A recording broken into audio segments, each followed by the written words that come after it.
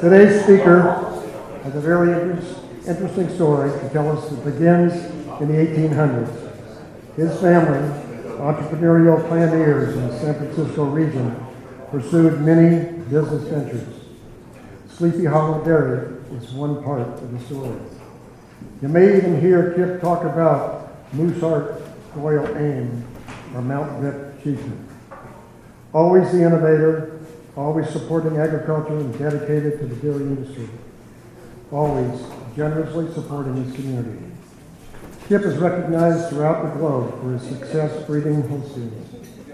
Notably, Kip's family have been members of Rotary for almost a decade. There's a lot of stories to tell. Please welcome our speaker, Kip Herzog.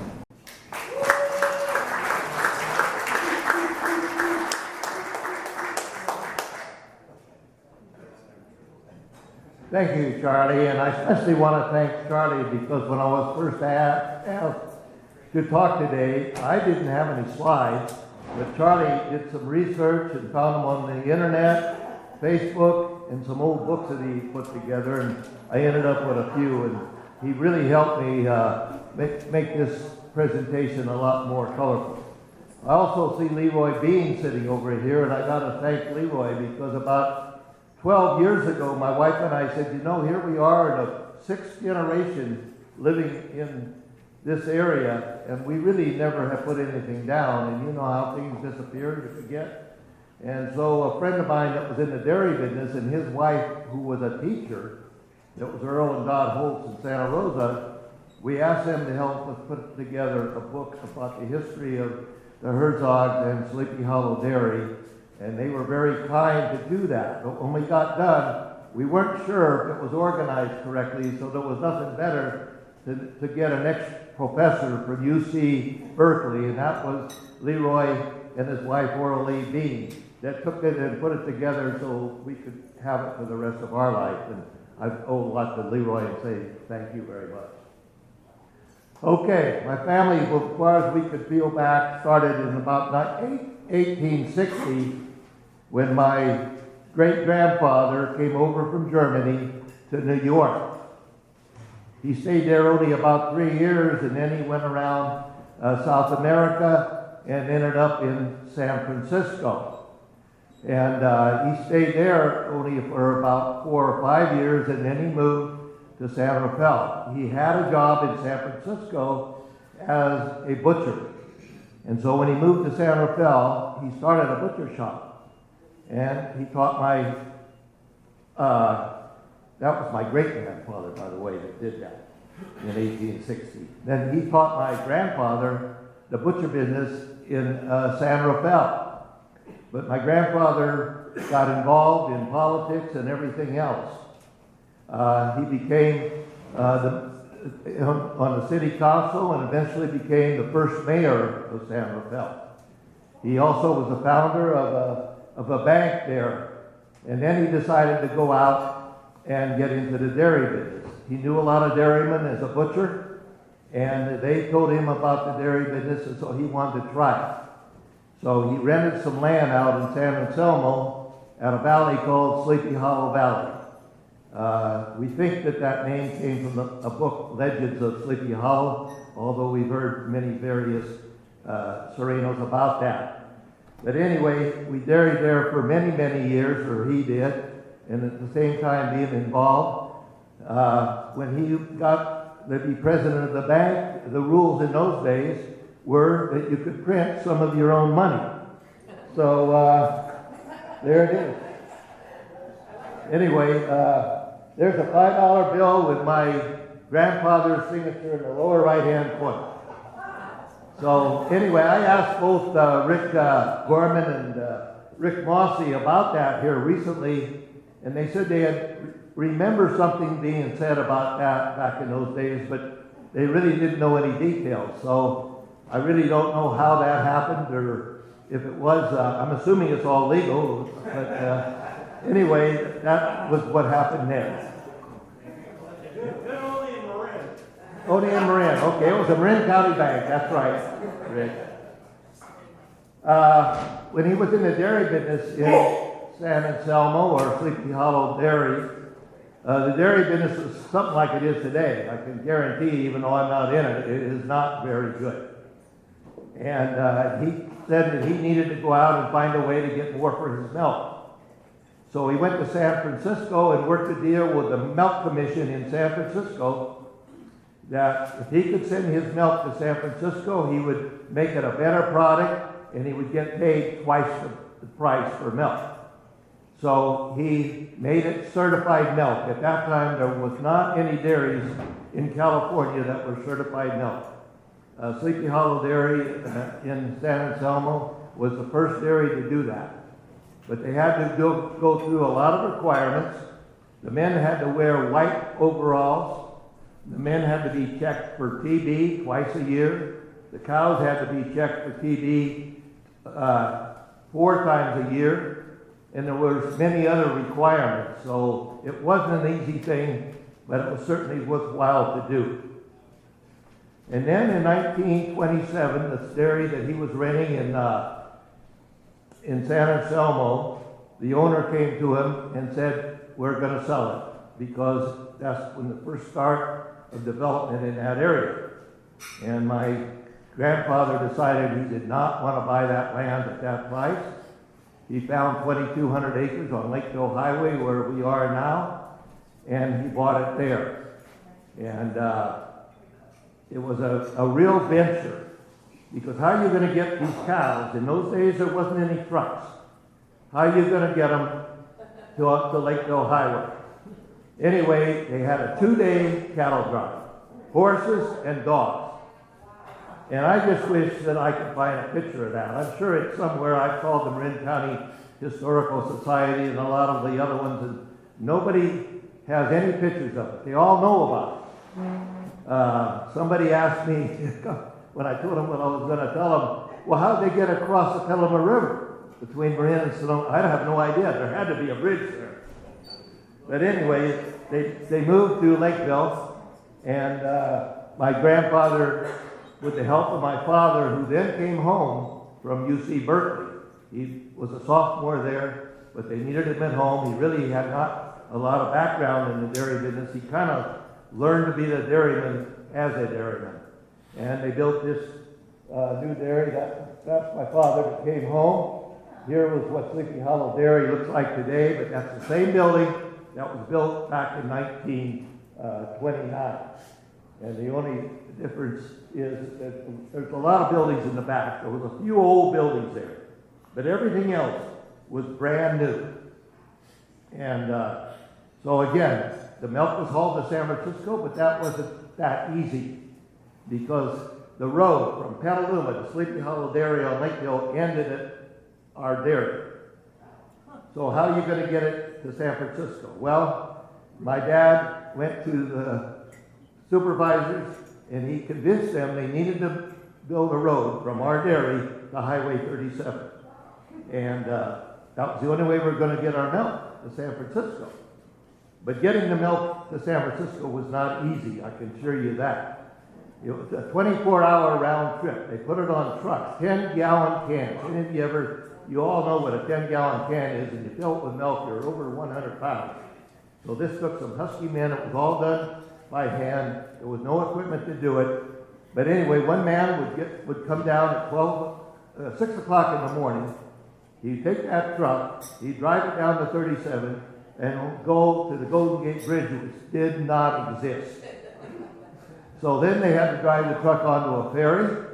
The ferry went across the bay to San Francisco. They then got off the ferry, drove the truck to Borders.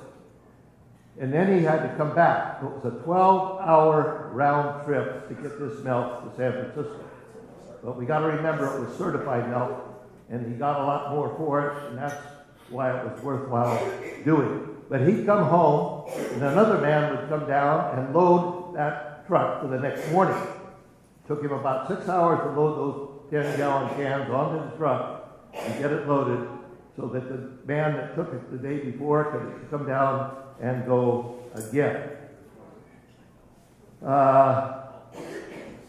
At that time, my dad talks about he used to have 100 employees on the dairy at one time. And the reason was everything was done by horses and hand, whether milking the cows, growing the feed. A lot of the feed was grown right there. Some of the feed came up the Petaluma River, and they unloaded it down at the river, and then horses and wagon would load it on and bring it back up to the ranch on Lakeville. And my dad used to joke. He said, I always had 3 crews. He said, I had one coming, one working, and one going. And the reason he had to have 3 crews, in those days they were all single men. They were either Dutch or Italian Swiss, and they loved to drink. And when he would give them a check at the end of the week, only about a third would ever come back on Monday. So we had to have another third of his crew coming. It was a changeover every week. He said it was unbelievable with the changeover. During the week, he fed them right there on the ranch, 3 meals a day, and we had 3 full-time cooks. I remember my dad used to get up at 5 o'clock in the morning and he went down and had breakfast every single morning with all the men. One of the things that happened in 1932, just a few years after they started it, there was one melker, and his name was Herzog. And he was somebody that really wanted to go forward and become somebody. And so I think he convinced my dad into helping him finance a home delivery of milk. And anyway, we got it up there. This is his truck. He had a little plant here in Petaluma on 3rd Street. I'm not sure where it was, but he used to take Sleepy Hollow milk, take it in here, process it, and then sell it with home delivery here in Petaluma. As far as myself, I really did not have a lot of interest in the dairy business before I joined Petaluma High School and the Future Farmers of America. You know, most people, they're in 4-H and then they graduate to FFA, Future Farmers of America. I like to drive the tractors and the trucks and work out in the fields. I really didn't want a lot to do with the dairy part of it. And therefore I didn't have interest until I joined FFA at Petaluma High School. And the ag teacher there was Pappy Norton, wonderful man. Some of you might remember the name, but he did a lot for the youth in this area. And anyway, I remember I joined FFA, and I went to the first class that he had, and he wanted to know what I wanted for a project, because most of the kids, as I said, they'd already been in 4-H, and they had projects of whatever kind they might want to have.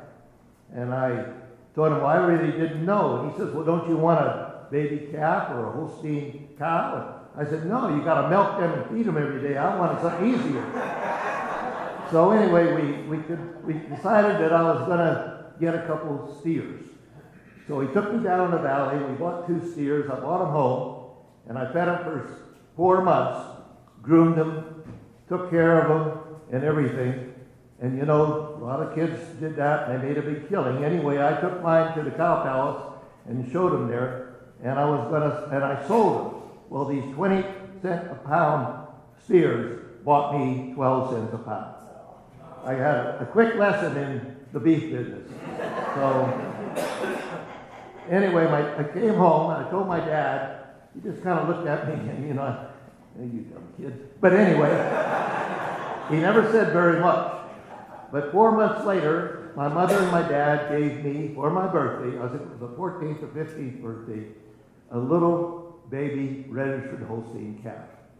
And that's what really got me started interested in the dairy, because I didn't have that interest before. But this was, to me, it was like my own, you know. It was like a dog. But we got along great. You know, some cattle, you know, you can just fall in love with, and the others you don't want anything to do with. Well, this is one I fell in love with, and it got me very, very interested. Anyway, I then got on the judging team of Petaluma FFA with some other names that you probably have heard: Cheetah, Gamanini, Moreta, Carl Thompson, and we went to Cal Poly for the state contest, judging contest, and we won. And so then we got to go to Waterloo, Iowa for the national contest, and we placed 3rd. So that got me started anyway, that way. And I then went on to Davis and graduated in 1960, went into service for 1 year and came home. And even though our herd was one of the highest producing herds at that time in the state of California, we didn't have the physical traits, the type that would really make it very popular. I mean, I don't ever remember getting hardly any visitors at our herd when I was in high school to see the cattle. And so I kind of got interested in trying to breed the herd up as far as the physical traits were concerned. And so I went out and we bought the best semen that I could figure it out in the United States, started using it at our herd. And you know, a generation change in the dairy business is almost 5 years. So it was a very slow process. But eventually the herd got to be known. We were advertising and promoting, and we got it to be known. And probably the year that when we were doing very well, we had 1,500 guests come to Sleepy Hollow Dairy. And that took a lot of work from a lot of people.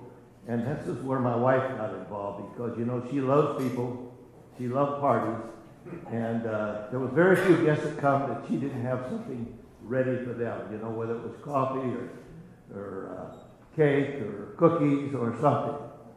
And she would, normally if we had a smaller group, why we would have them up to the house and maybe have dinner, depending on who the people were.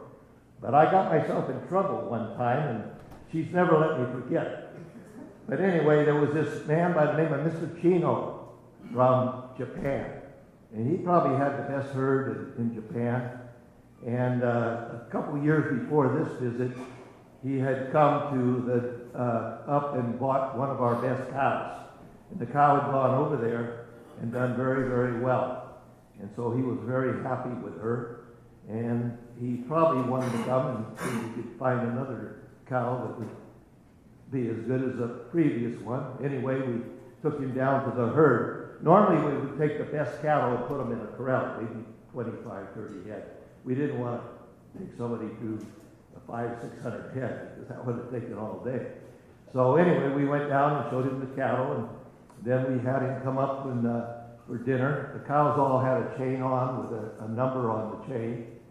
And we had dinner, and afterward we went into the family room.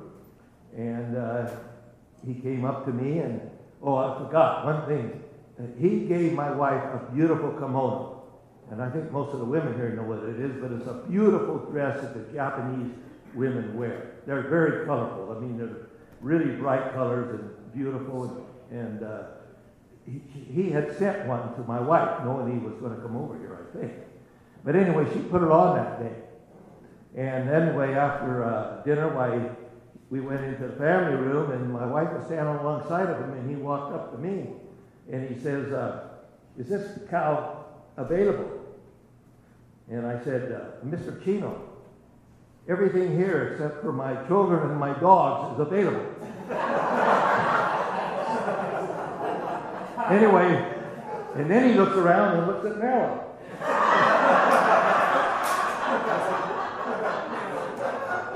Well, as I said, she's never let me forget that. But you know, it worked. Mr. Chino bought another very good cow.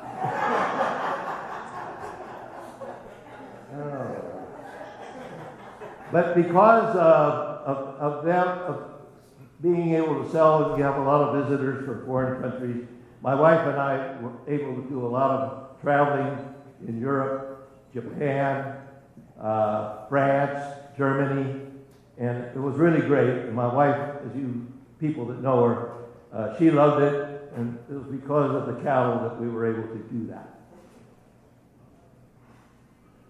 We went off on another venture in 1975, Sleepy Hollow Dairy did. I joined with a very good friend of mine in Santa Rosa by the name of Tom Nunes. He also had a very, very good herd. And we then formed a corporation with American Breeding Service, DeForest, Wisconsin. It was the largest AI, artificial inseminating transportation business in the world. And what we would do, we'd go out and prove bulls. As I say, it was slow. It took 5 years for a generation of change. But anyway, we buy these bulls that we thought, Tom and I thought, had a chance of becoming good bulls, great bulls. And we ship them to American Breeding Service in Wisconsin. They would process the semen. And then we came out here and signed up 70 local dairymen, Sonoma and Napa and Marin County. And they became part of our organization, NorCal Science. American Breeder Service would then get the semen delivered to their herd, and they would use that herd on their cows. The deal was they had to identify the calf, the female calf, and then we had to follow those female calves through until they had a calf. And therefore, did they improve in milk? Did they improve in type? And this was a national program. We didn't do that. We had the cattle, but somebody would come in here and judge them on their own. The production from the milk was weighed by people from UC Extension Service. And so we did that with these 70 dairymen, and then once a year we would have a banquet, and they would participate in a royalty from these bulls that made it. About 1 out of 7 bulls made it. That means 6 went to McDonald's. And so you had a national organization in Wisconsin distributing the semen throughout the world. And then I got involved a little bit in politics, the National Holstein Association. In 1976, I was elected to the board of the National, which was headquartered in Brattleboro, Vermont. Not a very easy place to get into. They had a board meeting every other month. Again, it took some time. My wife normally was able to go with me, and I worked my way up to be the president after 10 years. We had 55,000 members, and so that took a lot of traveling again. But I had a lovely wife that was there supporting me all the time. We did it then again, did a lot of traveling in foreign countries, because we were over there selling, at that time we were going to sell U.S. genetics. And I mean, some of the countries like Africa, you won't believe how far behind they are. You know, herds of 4 and 5 cows, and they had to have a cow in heat. They take her out to the road, if there was a road, and put her in a stanchion, and the guy would come by and breed that cow to the bull of the day. Now that bull didn't have to be a dairy bull either. It was whatever he happened to have with him in his vehicle. So, I mean, we saw the best, and we also saw some that were not that great, but it was wonderful. And again, and now as I talk about, we had the opportunity to do a lot of, that's my wife right there. I think a lot of you know her. We also were able to travel for a reason. My dad had given me the foundation to go on with, but also I had 2 wonderful men working for me.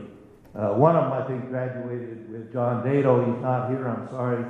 But Lee Reed, on the left here, was my herdsman for 50 years. And on the right is Don Welch, and he was my assistant herdsman for 40 years. And having them at home, my dad, he was home to make decisions, but he wasn't actively working anymore. But to have these 2 men here allowed me to do whatever I was able to do with the Sleepy Hollow Holsteins. And then came the year about 2000, and my wife and I were trying to figure out, what are we going to do? We have 3 children. None of them had any interest in Sleepy Hollow Dairy. And most of the time when somebody sells their cows, they have a big dispersal and they get scattered all over everywhere. Of course, my wife was thinking that the night before dispersal, we're going to have a big party. You know, invite all your friends and all your dairymen, local dairymen, and you know, and all the potential buyers that might come from wherever they came from. But that kind of bothered me. Yes, I wanted the party, but you know, when you have 5 generations of cattle still there, I just didn't want to see them separated and go everywhere. I mean, with 700 head, it probably would have gone to 100 buyers. And so then you've got to satisfy those 100 buyers in the future in case something's wrong with one of them. And it bothered me. So one day when my wife wasn't home, I called this fellow I knew about. I'd met him one time in my life. His name was Ron Peterson. And he was in Chino, California. He had some registered Holstein cows, but he dealt in high-class commercial cattle. So I knew his customers, you know, had good cattle, even though they weren't registered cattle. They were high-class. So I called him, and I said, Ron, I knew he came to Oakland once a month for another dairy organization. I said, next time you're up here, would you come by and talk to me? Oh, yeah. Well, 3 months went by. He never came. I called him. I said, Ron, I really have something I got to talk to you about. But as I said, I'd only met him one time in my life. He had a good reputation. Well, this time he finally came, and I explained to him. I said, Ron, do you have any, what you might say, good customers that want the best of cattle and might buy some of my registered cattle, and maybe you could split them in 2, 3, or 4 herds rather than all going out into 100 herds. Well, he looked at the cow. This man was a good cow man. And he spent about 2 hours going through the 700 head. He says, well, I'll give it some thought and get back to you. Well, 3 weeks went by, and I was going with Marilyn and another couple to Europe, and I called and I said, don't bring any potential buyers up here because we're going to be gone for 3 weeks. And he kind of stopped me and he said, Kip, I've been thinking about this. He says, I'll never have an opportunity like this in my life. What would you say if the agent and the buyer was the same person? I mean, he says that I didn't say a word for 30 seconds. Well, it was the last thing in the world that I ever expected to hear from him. It was a dream come true. And it came true. So the whole herd, 700 head, were hauled to Chino, California, to a wonderful home of a wonderful person. And I can tell you, my wife and I are very thrilled that it ended up this way. We then leased some of the land to Rodney Strong Vineyards, and Sleepy Hollow Dairy became Sleepy Hollow Dairy and Vineyards. Thank you very much.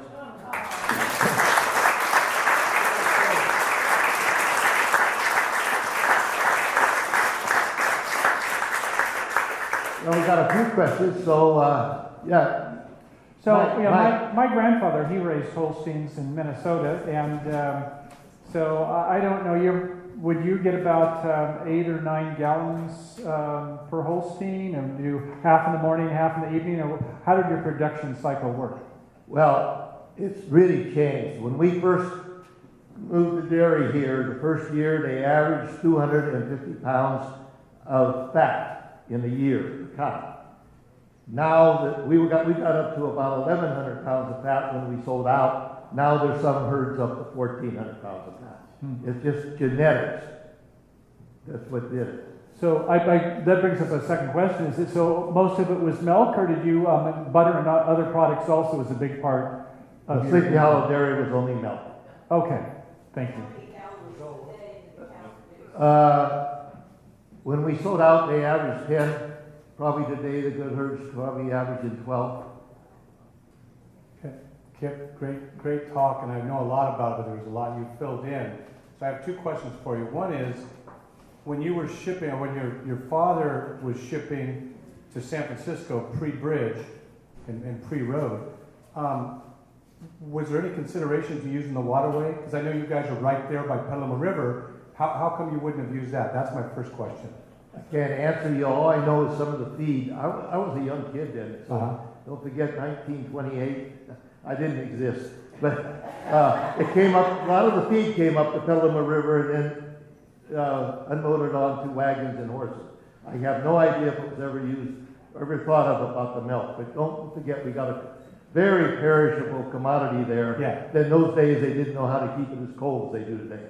Okay, and then the second question, and I'm only asking this because our good buddy Dan Labarro isn't here, but who was the first Herzog to actually get a milk subsidy check? Just kidding, Kip. Great talk. You can save that answer for Dan. Okay, all right. And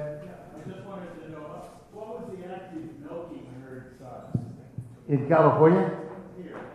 Now, oh, when we moved, it was probably 100. By the time we sold out in this area, it's probably 300. Today, it's probably 400 in this area. But there's lots of herds in the dairy, and that's in the valley. That's why we have a hard time up here competing 2, 3, 4, 5,000 head. But it's just a factor, you know. If a cow looked at the owner wrong, she was gone. McDonald's. Now, I mean, that's the way it's run. That's the only way they can be profitable. So, do you have any comments now on this whole move to organic? The notion that Sonoma dairies are all going organic. How important is it? I mean, it seems like there's already a lot of requirements before that. Any comments, Steve? Well, in this area, to compete, you have to be organic today. Conventional, there's very, very few, maybe 4 or 5 conventional dairies left here. You got to be organic in this area in order to compete. Well, organic costs about 50% more than conventional, yes.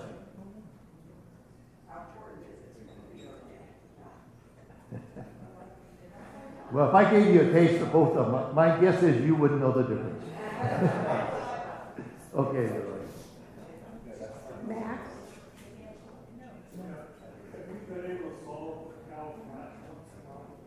Solve what?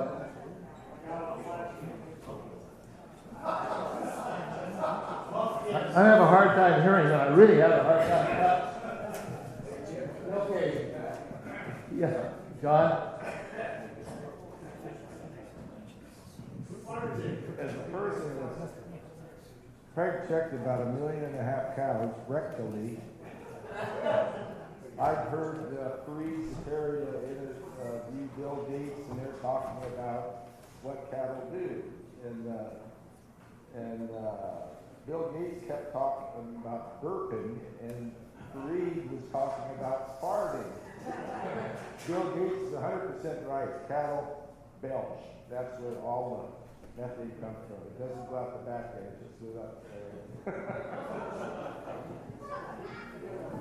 Mike, you want to end it? Okay, Banno, I just want to say one thing. They told me to say something about when I was president. And I think one of the things is I had 2 of the first ladies on my board of directors. And they're still very active here, and I want to compliment them for that. Kathy O'Connor, she's still involved in the Christmas, and Banno Cummings in the International. I want to give them a hand. Okay. Thank you for that. So, what did you do with the hides of your herd when you needed to? Did you sell them? No, you'll have to ask Babe Amaral. Oh, okay. So Babe would have. Babe got them. My father used to work for the Legale Tanning Company in San Francisco, and when I told him about you, when I first joined Rotary, he said, "Oh yes, Sleepy Hollow, I remember them." So I assumed you probably had some,